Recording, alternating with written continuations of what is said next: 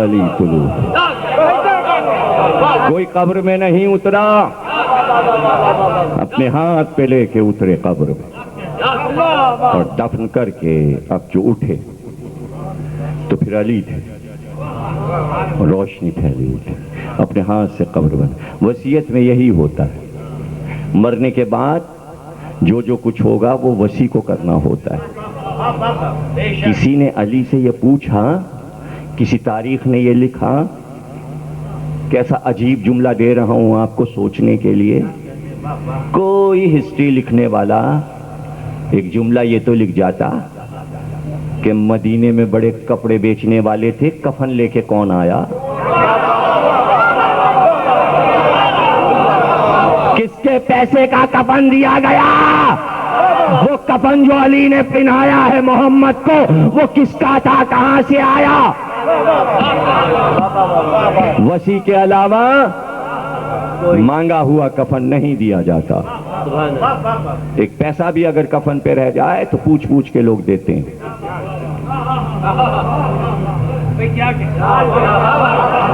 تو علی نے دیا ہے نا کفن، وصی بنایا ہے، تو یہ بھی وصیت تھی۔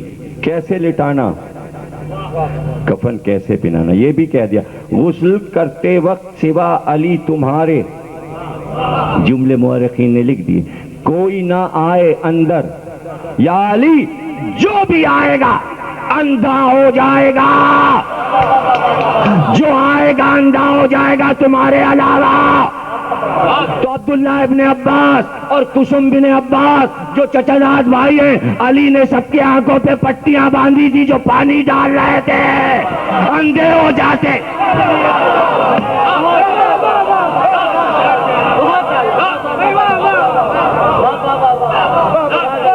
کوئی ہے دعوے دار؟ ہم نے غسل دیا، نماز کے تو سبھی دعوے دار بن جاتے ہیں۔ اور یہ پانی کہاں سے آیا تھا، کون بھر کے لایا تھا، کون سا پانی تھا، اس پانی میں کیا شامل تھا؟ تو لکھ دیتے کہ بھئی فلانے چشمے، فلانا صاحب نے چشمے خریدے تھے، ان کے چشمے کے پانی تھا، مشکوں بھر بھر کے آیا تھا، سلسبیل کا پانی تھا، کوثر کا پانی تھا۔ جب دے چکا انا اعطینا کل کوثر، تو اب غسل کے لیے وہاں کا کوثر کا پانی بھی نہیں بھجوائے گا، بھئی یوں ہی زبانی دے دیا تھا۔ تو کوثر کا پانی کس نے دیکھا؟ تو علی کے پاس آیا ہوگا، جبریل لائے ہوں گے، میکائیل لائے ہوں گے، وسیع ہے وسیع، وسعت ہر ایک کو کیا معلوم۔ اب یہ کہ کتنی دور جنازہ اٹھا، بھئی کاندھوں کا تو نہیں ہے، کاندھوں کا ہوتا تو تاریخ میں لکھا ہوتا 4 لوگ یہ تھے جنہوں نے کاندھا دیا۔ کاندھے کا لفظ کہیں سنا ہے آپ نے؟ کسی شیعہ سے، سنی سے، دیوبندی سے، بریلوی سے کہیں سنا، کسی کتاب میں پڑھا؟ قبر تک تو گیا ہے نا، تو اس کے معنی 4 کاندھے نہیں ہیں، 2 ہاتھ ہیں، بستر سے قبر تک، بستر سے قبر تک۔ کیوں؟ اس لیے کہ وسیع ہے، معصوم کو معصوم ہی دفن کر سکتا ہے، یہ تھی پہلی منزل عصمت کی، کسی کا ہاتھ بھی نہیں لگ سکتا۔ اور قبر بنا کر اب مٹی کو ڈالنا، قبر بنانا، اور قبر بنا کے نہ ہٹنا، تقریر ختم ہو گئی، نہ ہٹنا، ہٹ کیسے جائیں؟ یہ بھی تو وصیت میں شامل ہے، ہٹنا نہیں قبر کے پاس سے۔ اور یہ کب کہا ہے؟ منبر پہ کہا ہے، علی سے اس دن ڈرنا جب برہنہ تلوار ہو، منہ سے جھاگ گر رہا ہو، اور زرد چادر پہنے ہوں، اور دوست کی چادر زمین پہ خط دے رہی ہو، اور میں مٹی کے گھوڑے پہ بیٹھے ہو۔ مٹی کے گھوڑے پہ بھی کوئی بیٹھتا ہے؟ یہ تو سمجھ میں آ گیا، منہ سے جھاگ نکل رہا ہو، جلال میں ہو، تلوار برہنہ ہو، چادر، زر چادر کے مطلب ہے کشمشی چادر، اس کو عربی میں زرد کہتے ہیں کتھئی کو، تو ابا یا کالی ہوتی ہے یا اس رنگ کی ہوتی ہے. آپ نے دیکھا ہوگا ایران، عراق، عرب میں اسی کو زرد کہتے ہیں عربی میں. اس رنگ کی چادر، کشمشی کتھئی، کالی نہ پہنے ہوں بلکہ اس رنگ کی پہنے ہوں. اب یہ کبھی بتائیں گے کہ اس رنگ میں کیا ہے اور اس رنگ میں کیا ہے. مٹی کا گھوڑا، ہاں اب سمجھ میں لوگوں کے آیا مٹی کا گھوڑا. قبر نبی پر ایک پیر ادھر اور ایک پیر ادھر، اور اس کے بعد سینے سے قبر کو لگا ایسے جیسے پوری قبر کو لپٹا لیا. نکلی تو نہیں لیکن نکلی ہوئی ہے تلوار، چل سکتی ہے، بس ہٹ جاؤ قبر کے پاس سے. کیا روکا ہے علی نے؟ گنبد خضرا کو بچایا. یہ آج جتنا مسلمانوں کو سب مل رہا ہے نا، زری کو چوم لیا. علی کا شکریہ ادا کرو، علی کا شکریہ کہ قبر نبی ہے. یوں کی ہے حفاظت، اس لیے نہیں نکالی تلوار کہ کام بغیر تلوار نکالے ہو گیا. جلال ہی علی کا ایسا تھا. اب یہ سب تاریخ کے اوراق سے پوچھو. کچھ کام ہے ہمارا سنانا اور کچھ ہے آپ کا ڈھونڈنا. ساری ذمہ داری میری تھوڑی ہے، پوری ذمہ داری میری نہیں ہے. میری ذمہ داری تو تھوڑی سی ہے، ہلکی سی ہے. پھر ایسا ہی ہوا، سجا دیا، مسجد کی رونق بنا دی. آج مسجد مسجد ہے اس لیے گنبد ایک ہی ہے مسجد میں، اور وہ مسجد کا نہیں ہے، وہ مسجد کا گنبد نہیں ہے. گنبد ہوتا ہی قبر پہ ہے. قبر کا گنبد دیکھ کر مسجد پہ بنایا گیا. پھر نہیں سمجھے آپ؟ گنبد ایجاد ہوا قبر پر، پھر بعد میں مسجد میں بننے لگا. یعنی گنبد بنانا بدعت نہیں ہے قبر پہ. نقشہ بنا کے علی بتا گئے. اور یہ اور علی نہ ہٹیں تو صبح اور شام زہرا آئیں دیکھنے کے لیے، اور جب آئیں تو قبر سے باپ کے لیے پڑ جائیں اور کہیں سبت علیہ مصائب لو انہا سبت علی الایام سرنا لیالیا. بابا کے قبر سے لپٹ کے ہو گئی تقریر. علی یہ سب قبضے میں کر لو، تم میرے وصی ہو. ناقہ غصبہ، یہ اونٹنی جو مکے سے ساتھ آئی ہے، اس کو تم لے لو.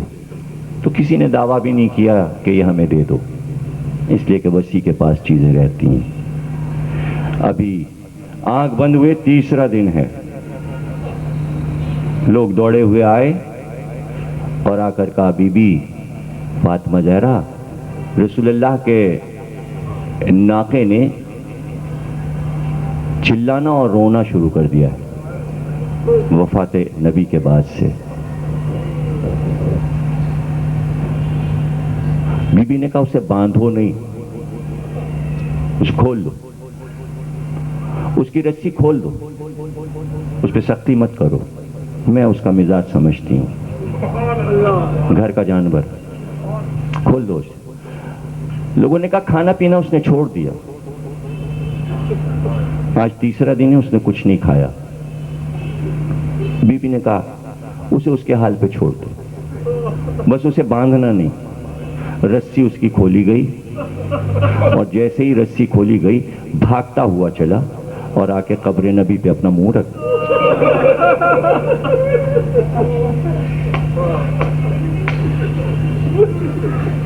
قبر نبی پہ اپنا منہ رکھ. بی بی گئیں، قبر سے اس کو اٹھایا، جو اس کے رہنے کی جگہ تھی وہاں لے کے آئیں. کچھ کھلانا چاہا، اس نے کچھ نہیں کھایا. بی بی نے کہا اس کو کچھ نہ کہنا. آنکھ سے اس کے آنسو جاری ہیں, ناقے کے آنکھ سے آنسو جاری ہیں. ہونا تو یہ چاہیے تھا کہ اگر کوئی حکومت تشکیل پائی تھی بعد نبی تو تاریخ میں یہ آنا چاہیے تھا کہ حکومت میں آتے یہ اعلان کیا 10 روز کا سوگ ہوگا, کوئی 20 دن کا سوگ ہوگا, پرچم سرنگوں رہیں گے, تعزیتی اجلاس ہوں گے, پیغمبر کی سیرت پہ تقریریں ہوں گی, جانے والے پیغمبر کی سیرت سنائی جائے. کچھ بھی نہ ہوا, کچھ بھی نہ ہوا. چونکہ کچھ نہیں ہوا اس لیے اب بھی کچھ نہیں ہوتا. صرف عید میلاد النبی ہوتا ہے, خوشی ہوتی ہے, نبی کا غم نہیں ہوتا. مجھے نہیں معلوم کیوں نہیں ہوتا, لیکن کیا گھر کے جانور بھی غم نہ کریں؟ اگر انسان نہیں کر رہے ہیں تو نہ کریں. اس کو تو غم ہے کہ نبی اس سے چھوٹ گیا. لوگ آئے, انہوں نے کہا بی بی اب وہ گر گیا اور منہ سے جھاگ اس کے نکل رہا ہے اور وہ بار بار زمین پہ اپنا سر پٹک رہا. ناقہ جو ہے اپنی گردن اٹھاتا ہے اور منہ کو زمین پہ پٹکتا ہے. بی بی چلی, چادر اوڑھی, جناب سیدہ نے ناقے کے قریب پہنچی, دیکھا اس کی آنکھیں چڑھ چکی ہیں, منہ سے جھاگ نکل رہا ہے اور منہ کو بار بار پٹک رہا ہے. گردن اٹھاتا ہے پھر زمین پہ پٹکتا ہے, پھر اٹھاتا ہے پھر پٹکتا ہے. بی بی وہیں بیٹھ گئی, 2 زانوں وہیں زمین پہ بیٹھ گئیں. ناقے کا سر اٹھایا, اٹھا کے اپنے زانوں پہ رکھا, اپنی چادر کے کونے سے پہلے اس کے آنسوؤں کو صاف کیا, پھر منہ کے جھاگ کو صاف کرنا شروع کیا اور بار بار سر پہ ہاتھ پھیرتی جاتی اور روتی جاتی اور کہتی جاتی صبر کر, صبر کر, تیرا سوار نہ رہا, صبر کر.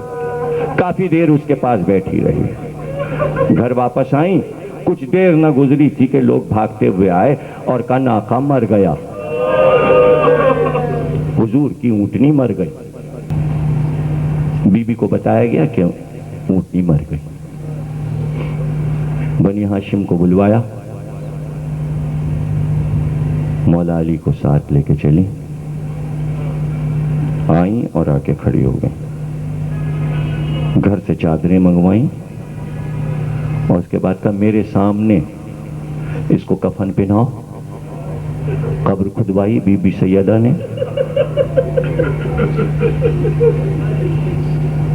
قبر کھدوا کر کفن پہنا کر ناقے کو اپنے سامنے دفن کیا. قبر جب بن گئی کافی دیر کھڑی ہو کے وہیں ناقے کی قبر پہ روتی رہی. اس کے بعد گھر واپس آئی. رسول کا ناقہ مر جائے تو جناب سیدہ اس کو بے کفن دفن نہ ہونے دیں, اسے بغیر قبر کے نہ رہنے دیں. مگر ہائے سیدہ کا لال کربلا میں نہ کفن پائے.